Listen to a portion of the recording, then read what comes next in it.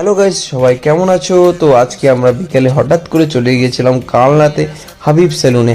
Actually Habib সেলুনে রনির কিছুদিন বাদে বিয়ে, তো যেই কারণে ও চলে এসেছিলো এখানে চুল কাটতে। আর এখানের চুল কাটার কস্ট প্রচণ্ড কম, কি বলবো, এতটাই কম যে আমার পক্ষে কাটা সম্ভব হলো না। আর এই যে ফ্যামিলি সেলুন যেটা বলছো, এটাই হচ্ছে হাবিব সেলুন, এখন নতুন নামকরণ হয়েছে।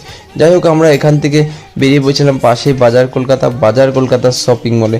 আর দেখতে পাচ্ছ শপিং মলের ভেতরটা কতটা কালেকশন, বাট এখানে শীতের কালেকশন একদম ছিল না, তো আমার এখান থেকে কিছুই নেওয়া হয়নি।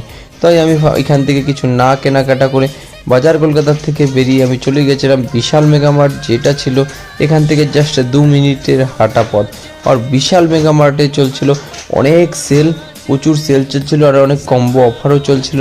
তো যে কারণে আমার এখানে অফারগুলো বেশ ভালো লেগেছে। তো এখানে এত কালেকশন থেকে আমার মাথা গুলিয়ে যাচ্ছিল কি নেব না। তো লাস্টে আমি এখান থেকে নিয়ে নিই বেশ অনেক কিছু জিনিস।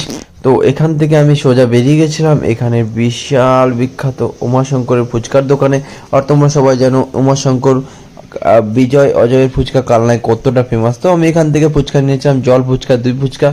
বাট সত্যি বলতে জল ফুচকাটা আমার একটু ভালো লাগেনি, বাট দই ফুচকাটা আমার বেশ ভালোই লেগেছিল।